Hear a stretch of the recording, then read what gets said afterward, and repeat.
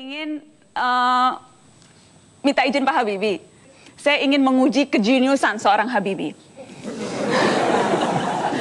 Apa pendapat spontan?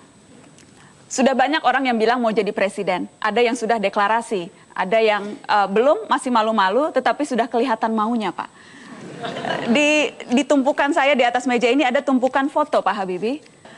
Satu kata saja Pak, apa yang spontan terlihat ketika spontan terpikir? Ketika, saya singtap dulu, oke. Ketika melihat... Tidak. Tidak bahaya, spontan saja terpikir. Bukan spontan, tapi orang mengatakan, oh Habibie udah bilang kamu nggak boleh.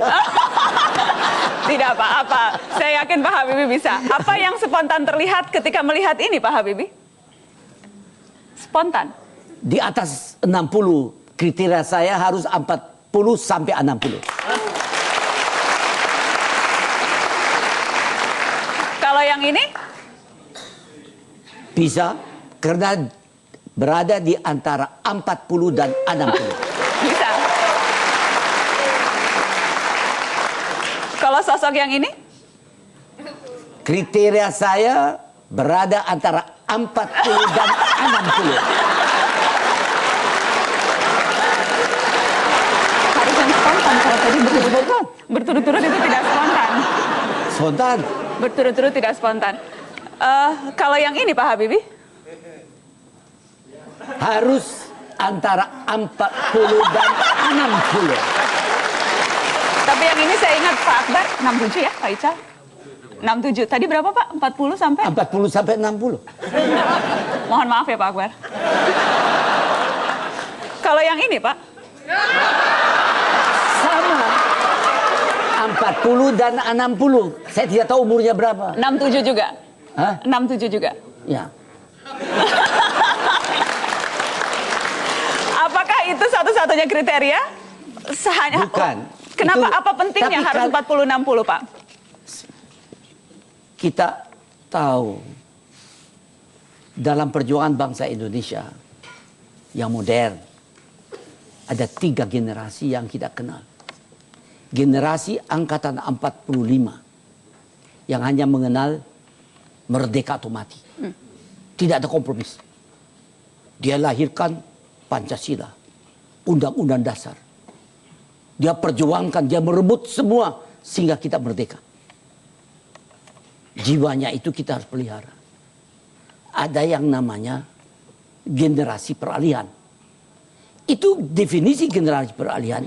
Ada suatu generasi yang pernah bekerja erat dengan angkatan 45. Tapi juga pernah bekerja erat dengan generasi penerus.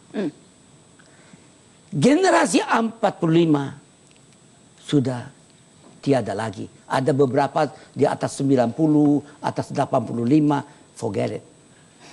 Generasi peralihan sedang di depan pintu. Pak Habibie termasuk di dalamnya.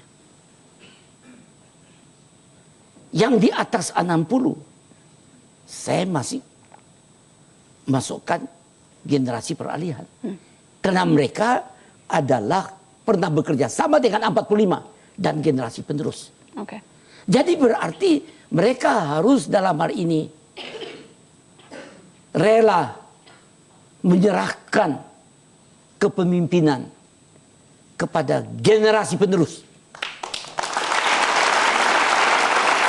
Dan generasi penerus itu kriterianya 40 sampai 60. Saya sekalian cek produser dulu. Kriteria yang lain mengenai detail itu saya serahkan dibicarakan di DPR dan DPD. Sesuai janji tadi saya mau mengklirkan supaya tidak salah. Pak Wiranto 66 tahun Pak. Kemudian Pak Jokowi 52 tahun. Pak Prabowo 62 tahun. Pak Ical seperti yang tadi saya sudah hafal 67 tahun. Kemudian Rhoma Irama. Ini pemimpin selebriti bukan Pak? Saya tidak kenal. Tidak kenal Rhoma Irama. Tidak. Rasanya cuma Pak Habibie yang tidak kenal Rhoma Irama. Ya, saya tidak kenal karena saya nggak tahu siapa dia dan tidak tahu mainnya apa. Yang Pak Habibie kenal, yang Pak Habibie kenal cuma Reza dan BCL ya Pak? Saya kenal Reza, BCL, terus si siapa aja, Tengku Wisnu, dan yang satu yang main Fitri, Sherin. Karena ini saya tahu dari Cinta Fitri, dan saya ikut dengan dibahas selalu oleh Ibu Ainun suruh nonton. Jadi saya tahu, yang lain tidak kenal. Jadi Rhoma Irama tidak kenal. Baik, bicara soal pemimpin muda yang kriterianya 40-60 Pak Habibie, ada juga saat ini yang berada di tengah audiens, ada Mas Anies Baswedan. Mas Anies, apa hal yang Anda pelajari dari sosok presiden ketiga kita, Baharudin Yusuf Habibie? Pak Habibie ini menjadi pemimpin di era transisi. Dan kalau kita lihat di banyak tempat di dunia, tidak banyak orang yang memimpin era transisi dan bisa menempatkan dirinya sebagai negarawan. Banyak yang dalam era transisi menyiapkan sistem yang memungkinkan dia berkuasa terus-menerus. Pak Habibie justru mendorong kita untuk melihat, ini contoh, ketika kesempatan itu ada untuk membentuk sistem yang menguntungkan, dia justru membuat sistem yang baik untuk semua. Ini contoh luar biasa. Lalu sesudah itu, Pak Habibie dalam waktu 517 hari, era kepemimpinan itu, menerbitkan lebih dari 57 undang-undang, 1 perpu. Ini adalah prestasi politik yang paling produktif di dalam kepemimpinan kita. Dan lalu itu semua fantastis, dilakukan dengan semangat kenegarawanan, diakhiri ketika beliau selesai menjadi presiden, beliau memberikan teladan yang luar biasa. Beliau tidak turut campur pada siapapun yang meneruskan. Dia mengambil sikap sebagai negarawan total, menyaksikan, memberi nasihat, tetapi tidak ikut campur lagi di dalam politik, tidak ngerepoti penerusnya.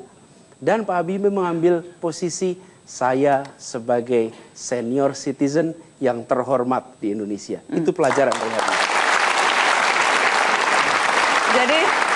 Jadi Mas Anies, itu pesannya untuk presiden yang saat ini sedang memimpin, habis turun, pensiun saja, tidak usah urus-urus politik, begitu ya maksudnya? Itu pesannya? Ya, buat semua presiden, termasuk yang sekarang. Oke. Harus pensiun dan tidak usah urus politik. Pak Habibie, untuk menutup, saya teringat sumpah Pak Habibie yang begitu menggetarkan dada. Kalau boleh saya minta Pak Habibie membacakan lagi sumpah itu untuk audiens yang ada di sini dan juga pemirsa Mata Najwa. Oke. Sumpahku terlentang, jatuh, perih, kesal. Ibu Pertiwi, engkau pegangan, janji pusaka dan sakti, tanah tumpah darahku, makmur dan suci. Hancur badan, tetap berjalan, jiwa besar dan suci, membawa aku padamu, padamu Indonesia, makmur dan suci. Baharudin Yusuf Habibie, kita berikan sambutan yang luar biasa. Terima kasih banyak sudah hadir di Mata Najwa malam hari ini. Terima kasih banyak Pak Habibie sudah hadir di Mata Najwa.